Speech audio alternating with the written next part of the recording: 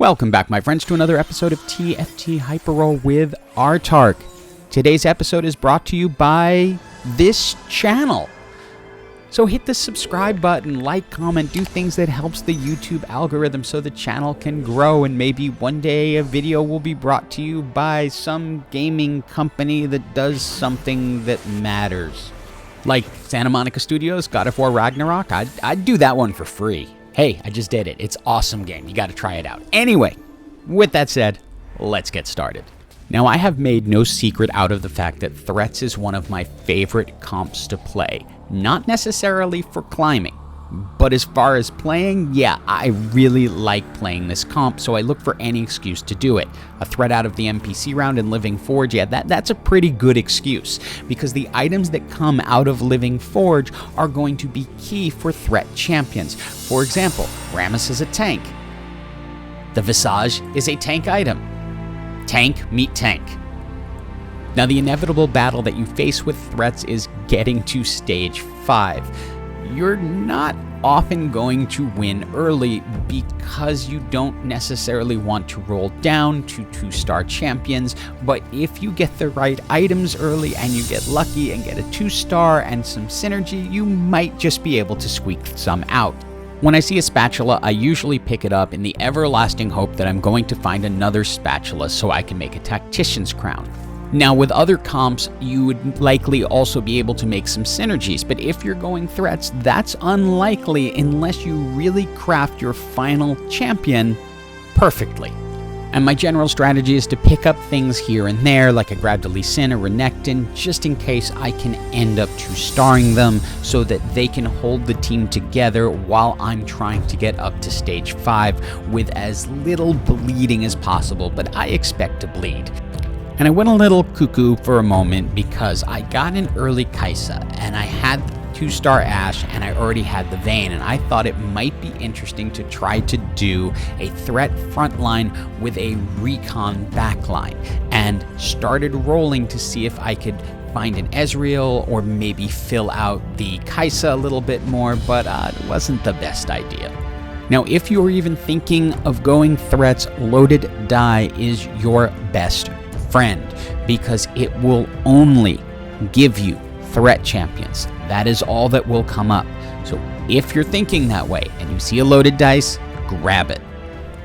And I'm trying not to worry about taking so many losses because I know Living Forge is going to just keep giving me powerful items throughout the match, so I can get stronger and stronger depending on what items I get. And I also have that loaded die in my pocket, so I'm feeling pretty confident. We've been through our 4-player combat, so it's time for our next Ornn item, and we get the rocket-propelled fist. This is probably the one I wanted the least, because while it's useful, it doesn't really provide enough extra boost, but I go ahead and put it on Rammus. We're very happy to get the champion duplicator, because that is necessary, but here's where threats can be just a little infuriating. Because hero augments are really going to force you to play a specific hero if you want to get the benefit. You can hope that you're going to get one that fits what you're doing, but there's no threat hero augments here. The Rel support augment adds additional armor and magic resist that increases each time they cast. So, given what I'm doing, Rel has now become the 9th player. Remember, in Hyperroll, you have to think in terms of teams of 9, and so there will be one additional player if you're going threats. I start to make my Bel'veth items on Vayne just because that is a decent carry, although just not quite enough to get through this team. We're trying to save the loaded die at least till stage 6. Now, in a perfect world, I would have been able to hold on till 7, but at 12 health, I have to do it now and just hope I can get enough out of it. I would have liked to have picked up a 4 cost here, but I just have to get what I can and start building this team out. We are going to go ahead and pick up the BF sword here because I'd like to make the Spear of Sojin on Vel'koz. I need as much power as I can right now, and while I'd like to use it to make the Bloodthirster for Bel'veth, it's going to be more effective on Vel'koz right now because Vel'koz will at least stun their largest damage dealer. Crowd control becomes so important in the threat comp, and Vel'koz is going to be the one to provide it. You can see he just starts stunning the carries every chance he gets, and putting that Spear of Sojin on him is going to give him a lot more chances. It's really thanks to him that everything on this team ends up getting stunned when it does, and it allows us to win this round. And allow me to emphasize this point one more time. You are going to see how key Vel'koz is in this fight. Every time one of their carries is starting to get away, Vel'koz holds them in place and allows others to do the damage. I really thought I was done for in this one, but those Vel'koz stuns just hold things up enough for our 1-star Kaisa to end up beating their 2. It's time for our final augment. I told Gary that I need a spatula, and thank you, Gary. That's the spatula. That's why I like picking them up when I get a chance, because now I'm going to get to have 2 additional champions along with my threats. Remember, there are only 8 threats in the entire game, and then 4 of them are up in the 4-5 range. So you're going to either have to use fill-in champions along the way and then figure out which ones will be needed in addition along the way. At this point, I'm putting together some Bel'veth items, and I'm also planning for hoping to get Aurelian Soul sometime soon. Since threats are naturally tanky champions, with Rammus with bonus armor and Cho'gath with bonus magic resist, matches tend to last a long time. So another augment that I would look for is Ascension. It's very good with threats because your matches tend to last beyond the 15-second mark when Ascension kicks in, often going into overtime. And as you can see, that was the case right here. We've done another 4-player combat, so it is time for our Ornn item. We pick it up, and it is Randian's Sanctum, which is going to make a tanky team a heck of a lot tankier. And remember, we got the Rel hero augment, which is adding bonus armor and magic resist to our champions every single time they cast. Now with this particular set of augments and items, Bel'veth is kind of fun to watch in this, because not only is she doing a ton of damage, just kind of hanging around the outskirts of the board, but she is also picking up armor and magic resist as she goes along. So you will see by the end of this match, she has increased to almost 5 attacks per second and nearly 200 armor and 200 magic resist. It is time for more items, and we are going to go for, well, more tank.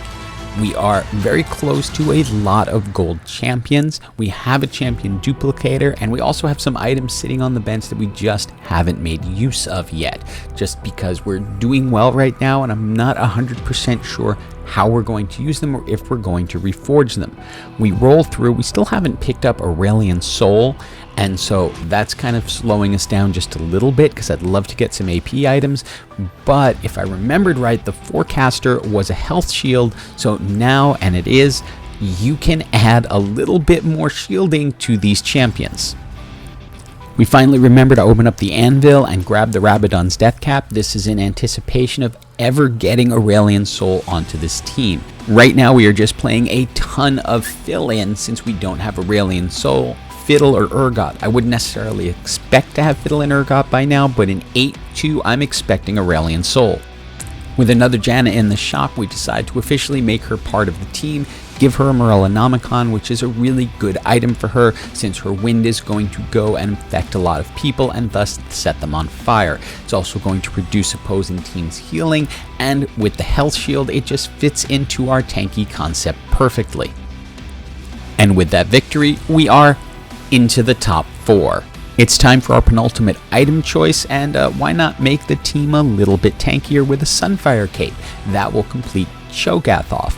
Now, we found an Aurelian Soul, but with just one of them, we decided to bring Vel'koz up to gold and Rabadon's Death Cap him. With Fiddle coming in and Morellonomicon being just a perfect item, we went ahead and took out Janna and put that on Fiddle. We now have all 8 threats in the match, and we just want to get them up as high as possible, and there's a gold 3-star Cho, who is going to be another part of the tankiness of this team.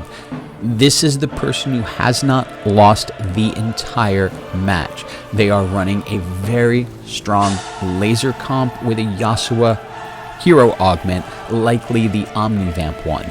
But that's where Fiddle's going to come in and kind of ruin their day, because the Morellonomicon is going to reduce healing, which is going to make it very difficult for them to survive through this, and it allows us to absolutely stomp through them. We've got one final Ornn item coming to us, and we get the one I really wanted the most early on, the Mana Zane, because that on Aurelion Sol is just really, really fun to watch. I just wish that we had a 2-star so you could really see it in its glory. With everyone else out of the fight, it is us against the laser team, and they are trying to find an answer to this, but it's not going to be easy. 8 properly itemized threat champions with this much tankiness is very, very hard to counter. You might have a chance with a full heart team and a perfectly itemized Soraka, but other than that, it's going to be difficult to get through. We've gone ahead and locked for our gold 3-star Rammus, which is just going to make that even more ridiculous than it already is. I'm not even necessarily positioning to try and figure out what to pull. It really doesn't matter when you've gotten to this level of tankiness against a laser team. Laser teams are great early, but as I've mentioned before, they do fall off in the end. They had a lot of 3 stars, so they held on all the way through. There is our gold 3-star Rammus, and it's going to kick back an additional item because I had 2 Rammuses in the match, so we need to find one more person we can put out in a second Aurelion Sol just to help finish this off. And we just have a giant cluster of goo in the middle all around Rammus because it's just not going to go down. And the Mana Zane, as you can see on Aurelion Sol, just has him constantly casting for about the first 10 seconds of the match, which is going to knock everyone down really low. The other team tried, but it was a little bit hopeless at that point. I love threats. It is so much fun to play. You just have to suffer through the early to get to the late. Hope you enjoyed the video and have an absolutely, absolutely awesome day.